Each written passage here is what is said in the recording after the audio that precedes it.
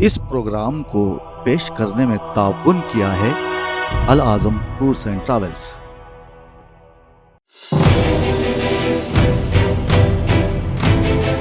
उम्रा का रूहानी मुतबर्रिक सफ़र।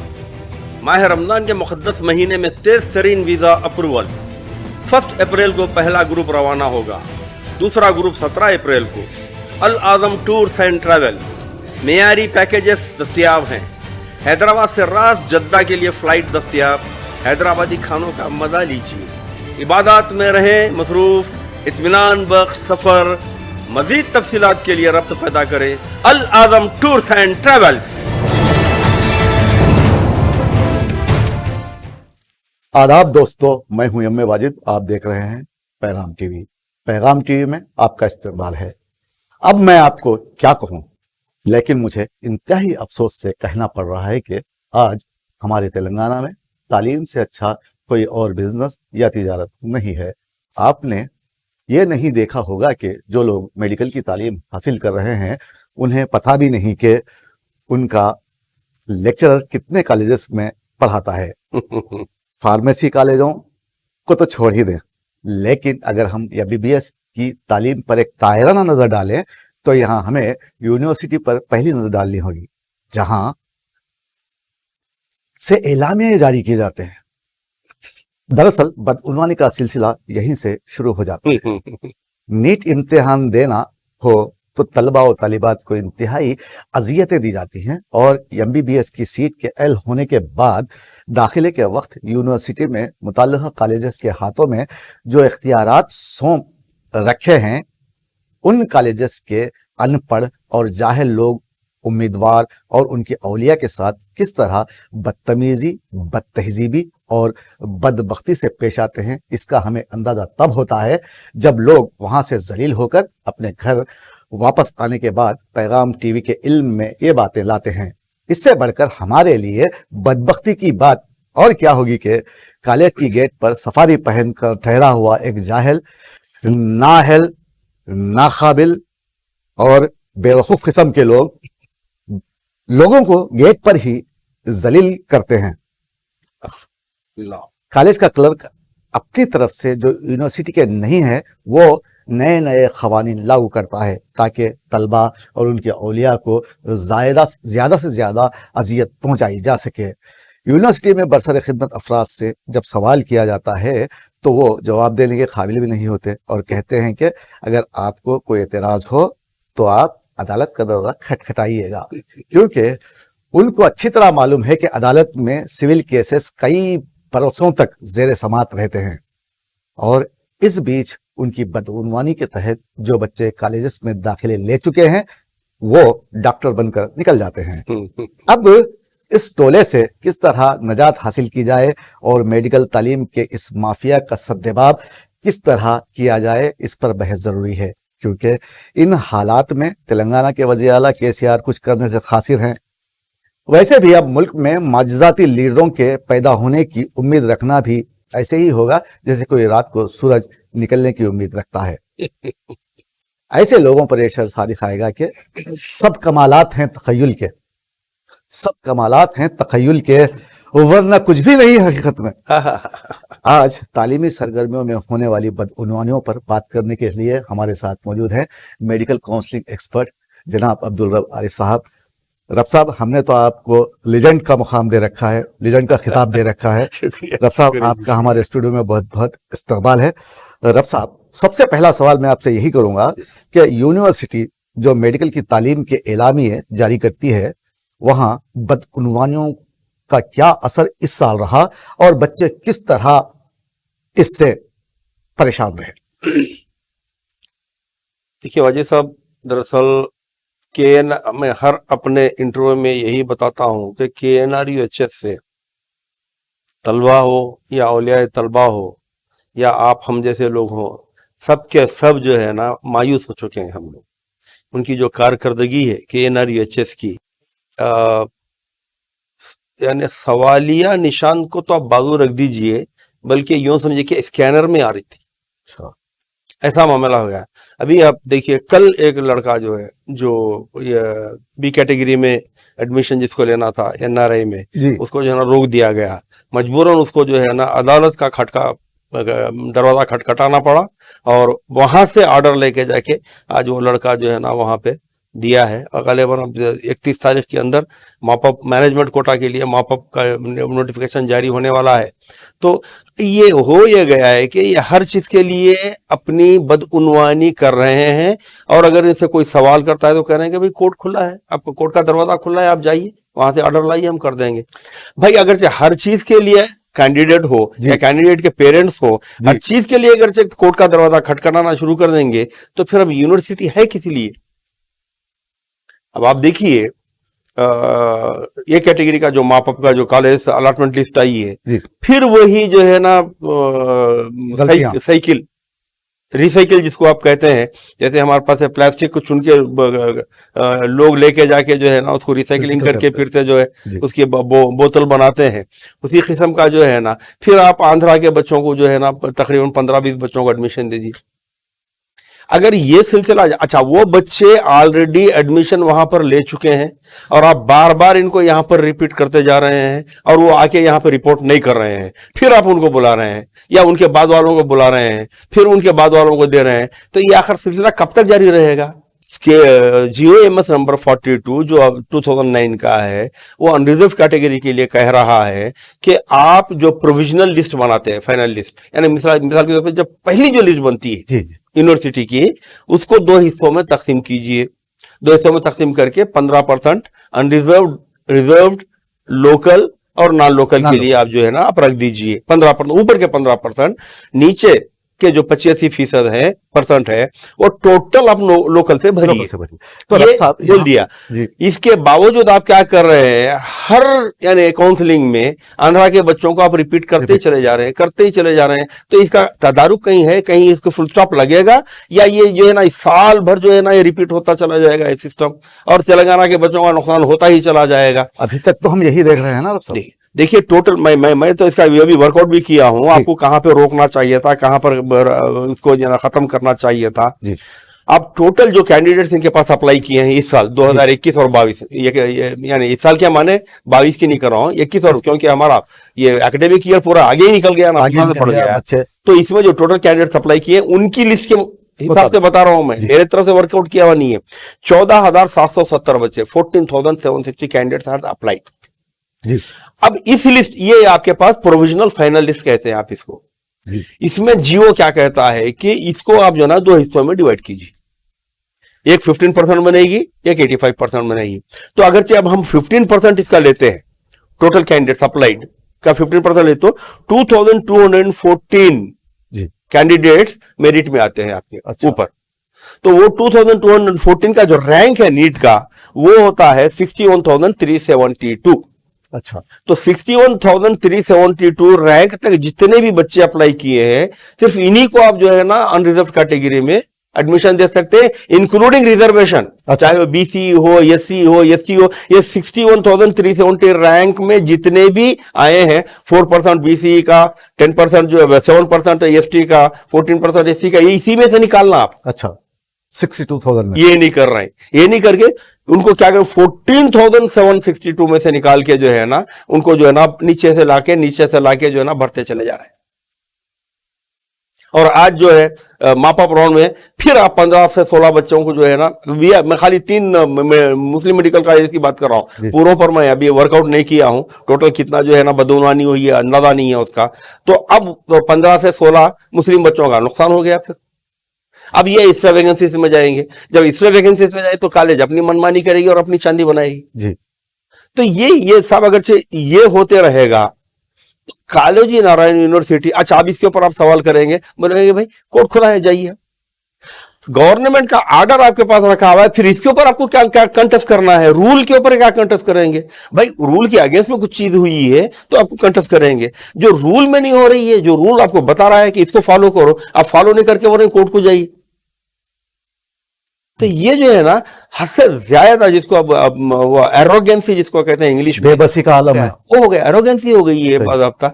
तो इसके जो है इसके लिए गवर्नमेंट को बहुत जल्द अपनी आंखें खोलनी पड़ेगी। और हरीश राव साहब पर्टिकुलरली जो मेडिकल के हमारे मिनिस्टर है, उनको इस मामले में आगे आगे आना पड़ेगा और इसका तदारुक करना पड़ेगा, वरना इसका कहीं पर भी जो है ना ये रुकने वाली बीमारी नहीं है। ऐसे हालात में वज़ीर आला KCR और हरीश राव को आगे आने की जरूरत है और तलबा की परेशानियों को समझने की जरूरत है, बिल्कुल जरूरत है, ताकि आने वाले दिनों में हुकूमत कायम दायम रह सके। देखिए अभी अनरिजर्व कैटेगरी के अगर ये लोग मापअप में सीट्स नहीं फिलअप करते होते तो हमारा जो कट ऑफ है, मापअप का जो कट ऑफ है, ये कैटेगरी का बता रहा हूँ, मैनेजमेंट का नहीं, ये कैटेगरी का बता रहा हूँ कि वो है 448 मार्क्स पे कट ऑफ हुआ। अच्छा, अगर ये लोग वो फिलअप नहीं करते तो 445 मार्क्स वाले बच्चों को भी मिल सकता था एडमिशन। अच्छा, तो मैं कैंडिडेट कितने सीटों का नुकसान हो रहा है रब साहब? तकरीबन देखिए 15 मुस्लिम कॉलेजेस के बता रहे हैं लोग। और जो है ना मैं एक्सक्यूज के मैं एक अंदाजन बोलिए आप। कल जो है ना हमारी ऑफिस के कुछ मसले थे, वहां गया हुआ था मैं, तो ये वर्कआउट नहीं कर सका। फिर आज आपका कॉल आ गया तो फौरी उठकर आ गया। तो अंदाजन तकरीबन 25 से 30 बच्चे, तो ये मुजरिम 25 से 30 मुस्लिम बच्चों की बात कर रहा हूं मैं, मुस्लिम मेडिकल कॉलेज की बात करूं, BCE की बात। तो इसका मतलब ऐसी दूसरे कैटेगरीज में भी है प्रॉब्लम। जैसे last year Gandhi medical college में ये 120 दक्कन क्रॉनिकल वालों ने फिगर दिया था, जिसमें मैक्सिमम शेड्यूल का शेड्यूल ट्राइब के साथ नाइंसाफी हुई थी, लास्ट ईयर की बात है। तो ये जो है ना हर साल का एक वो हो गया है, क्या बोलेंगे आप, स्टीरियोटाइप, रिपीटेशन, नाकाबिले माफी जुर्म है। जुर्म है और होते चला जा रहा है और उसका तदारुक नहीं हो रहा है। अगरचे 448 आप जो कट ऑफ हम बता रहे हैं मापअप। अच्छा, अब ये लोगों का एक सवाल ये है कि साहब अगर ये आंध्रा के बच्चे फिर अब यानी मापअप में भी जो है ना रिपोर्ट नहीं करते हैं, तो ये बच्चे रिपोर्ट नहीं करते हैं, इसके बाद में क्या होगा? और एक मापअप होगा। अगर सीट ज्यादा निकलती हैं तो इनको एडिशनल मापअप करना पड़ेगा, वरना अभी जो मैं पहले बोला कि स्टे वैकेंसीज में कन्वर्ट कर देंगे, कन्वर्ट करके बोलेंगे हर कॉलेज को भाई आप अपनी चांदी बनाइए, फिजिकली अपना कमाइए, हम अपना कमाएंगे। हाँ यही है ना? नहीं साहब, ये बहुत ज्यादती हो रही है। KNRHS को थोड़ा सा जो है ना अपने कारकर्दगी को बदलना पड़ेगा। और पर्टिकुलरली मैं गवर्नमेंट ऑफ तेलंगाना से गुजारिश करूंगा कि आपको भी इस मामले में दखल देना जरूरी है, क्योंकि ये एक ही ऐसा सब्जेक्ट है, MBBS मेडिकल सब्जेक्ट जो है ना, सारे तालीमों पर जो है ना ये भारी होता है। तो इसमें जो है ना बदनवानियों की बहुत अच्छा, उसकी वजह ये होती है, देखिए माफिया कहां पर बनता है? जहां पर डिमांड ज्यादा हो और सप्लाई कम हो। तो यहां पर डिमांड ज्यादा नहीं है, ज्यादा से ज्यादा ओहद के पहाड़ जितना डिमांड है यहाँ पे, और आपके पास जो निशिस्तें हैं ना वो तो बिल्कुल यानी मुट्ठी भर है। तो उतने डिमांड पे तो इस वजह से जो है ना माफिया की चांदी बन रही है। तो आपको चाहिए कि इसकी तरफ ध्यान दें। गवर्नमेंट ऑफ तेलंगाना से गुजारिश है मेरी कि आप ध्यान दें। हमारे बच्चों को आंध्र प्रदेश में तो एडजस्ट नहीं हो रहा है, खैर वो एक अलग मामला है, कानूनी पेचीदगी है, जियो के तहत जो है ना उसको लड़ेंगे, उसको जो है ना मनवाएंगे, वो अपनी जगह है, वो अलग बात है ना, वो अलग है। यहाँ की जो बात हो रही है, वहां के बच्चे आउट ऑफ दी वे लिए जा रहे हैं जी, तो कम से कम उनको तो रोकना चाहिए, बिल्कुल, जिसकी वजह से यहाँ के बच्चों का फायदा हो, उनका नुकसान ना हो। गवर्नमेंट ऑफ तेलंगाना को बहुत जल्दी अपनी आंख खोलने की जरूरत है। तो रब साहब, मुझे चंद तलबा का फोन आया था जी, वो कह रहे थे कि हम लोग थक चुके हैं, कहाँ यूनिवर्सिटी जाकर जी, अब हम मुत्तहिदा तौर पर मिलकर यूनिवर्सिटी जाएंगे, बिल्कुल जाना और लड़ेंगे, बिल्कुल जाना। तो इस बारे में आप तलबा को क्या कहना चाहते हैं? तलबा से तो मैं गुजारिश करूंगा, मैं यानी रिक्वेस्ट भी तलबा से भी वफ्द बना के जो है आप KNRHS जाइए, जाके रजिस्ट्रार से मिलिए, वाइस चांसलर से मिलिए, मिलके उनको बोलिए कि साहब आप जो तरीका इख्तियार किए हुए हैं